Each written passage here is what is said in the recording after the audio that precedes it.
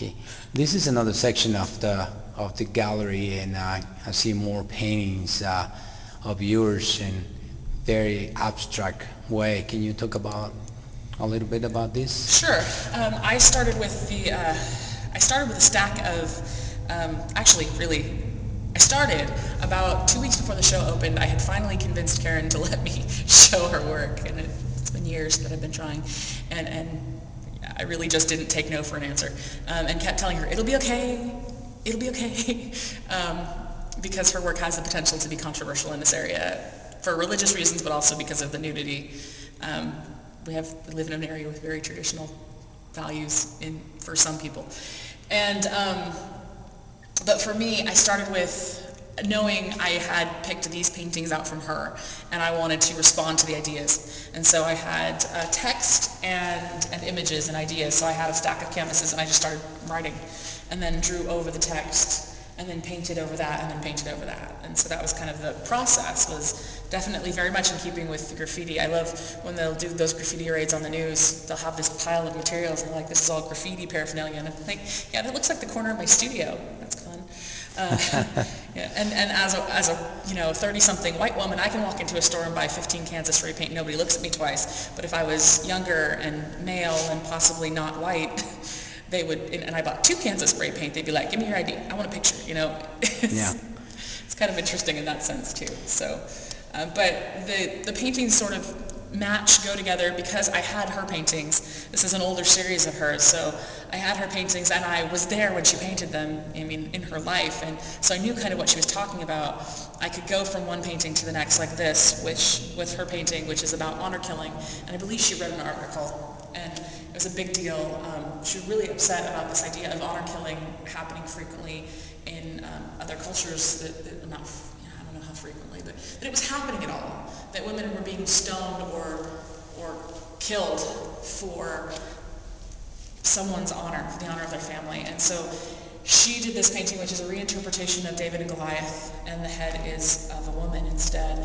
And my answer to that was actually from John chapter 8, the woman who was caught in a sin is what the subheading, or the heading of the passage is. And it's a woman who was going to be stoned for being an adulteress, and Jesus actually stopped it and said, and that's where everybody is familiar with that phrase, he who is without sin cast the first stone. They were going to stone her, and because he said no, they didn't. So it's kind of it's kind of the interplay between our work. She was asking, why does this happen? And I agree, why does it happen? But here's a case where it didn't have to happen. And I know that largely she blames those things happening on what she sees as male-centered religions. And my heart's response was, it doesn't always happen that way. That there are religions that she sees as male-centered that don't necessarily say, yeah, let's go kill somebody because they did this, And that there was this idea of redemption and mercy and possibility. I like this one very much. And what is this about? The passage that I took it out of is John 4, I believe, but it's the Samaritan woman at the well. And so Jesus was without his disciples, and he's sitting next to a well, and he says to this particular woman, knowing who she was, because she would have had a reputation in the area, give me a drink of water. And she was a Samaritan, which, by my understanding, would have been worse than a Gentile. And this was a time when Pharisaic Jewish men would have woken up in the morning, and their first prayer would have been, thank you, God, that I'm not a woman or a Gentile. And she was a woman and worse than a Gentile. And he decided to actually tell her that he was the Messiah, to say, yes, I am the Messiah. And to actually just speak to her was a huge deal. But then also to reveal himself to her and reveal the mercy of that, and say, yes, you can have this too. You have a way out, even though you've been married 5 times and the guy you're living with isn't your husband, and so she would have been a woman of ill repute at the time, definitely. That there's still a possibility for you. And what is the connection between that painting and this painting? Is there any connection? Or this painting was hard for me to go through because there were underlying large issues in her work, subjugated and brutalized. For sure, I think I went through with that, and then also with Gethsemane, which is back in the corner too. she has larger underlying issues of like, why are people being brutalized? Why do women have to, why does the church say women need to be submissive? Why does the church say anybody needs to be submissive? Because it's not just women. Women is just what we tend to get angry about. Why does the Bible say that? Why is that okay? And my response was essentially, subjugated and brutalized, why is her question. And I think we've all asked that at one point or another, and especially as Christians, we ask, why did anybody have to be brutalized? And when you believe that, when you believe that sin exists, you believe that because there was sin, somebody had to die, somebody had to be brutalized, and as a Christian, I believe that was Christ, so that he could offer a way out of that brutality. And we still live in a dark and fallen world, but it's Jesus that was brutalized, Jesus that was subjugated, Jesus that had to submit. And that's central to my belief. So that it was Jesus that did those things, and because he did those things, we submit to him out of love more than terror or pain or fear or whatever.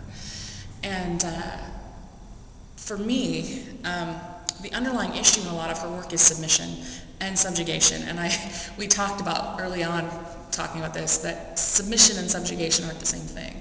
That submission is an act of will, and subjugation is somebody else's will being forced upon you. Which also goes back to some of the work about rape and women being tortured, essentially. That her belief is that it's caused by probably the big three, but the male-centered religions, which would be the big three: Christianity, Judaism, and Islam. But that my contention is essentially Christianity is different, which I'm sure everyone would say. Well, all Christians will say that. I can back it up. It's for me, I see the mercy in it. I see the possibilities in it. I see that because Christ was subjugated and Christ was brutalized, because this originally is a flagellation image. So Christ having been beaten to within an inch of his life and then crucified. Because that was available to, and because that happened to somebody who didn't deserve it, he then has the ability to cover the bridge of what we all deserve and say, well, I didn't deserve this, but I have it, and you can have it too, kind of idea. Substitutionary sacrifice. All right. And one final message, if you want to send a message to the young artists out there in the world, because you found a subject that you really like. Yeah. What would it be? Something to say to young artists. I think I would go with what Rilke said in Letters to a Young Poet. If you cannot make art and it won't kill you, you should find something else. Basically, what he said is, if you can live without this, you should go and search for that thing you can't live without. And I can't not make. I can't. It doesn't matter. I'll stop painting for a while and I'll cook like crazy. I spent a month and a half.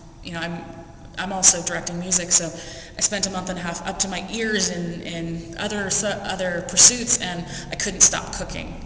And I'm trying to fatten up a very skinny friend right now, but I couldn't stop cooking, and luckily I have a friend who tells me he can't gain weight, turkey. So I'm still cooking, and I'm baking and doing whatever, and then I stop that and I'm painting for a week and a half straight, or writing music, or writing other things. That for me, making is key to existence. I can't not make something, even if it's making people laugh, whatever it is. It's central to who I am as a person. If this is, it's cool to make art as a hobby. It's cool to make art as an outlet, but if there's another quote, and I can't remember who said it, that art is not a pastime, it's a priesthood.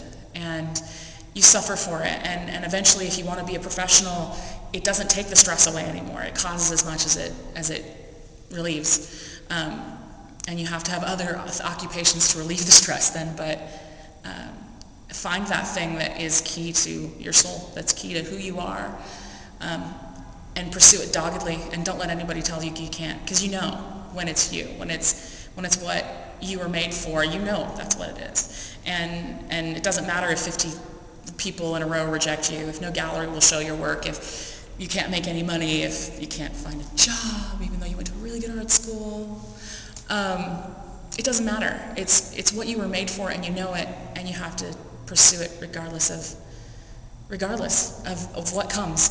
And the best, when I told someone, I don't even remember who it was, when I told them that I was going to pursue a creative life, he said, I'll give you the advice Winston Churchill gave: never give up, never give up, never give up. Yeah. Thank you very much for your time. No problem.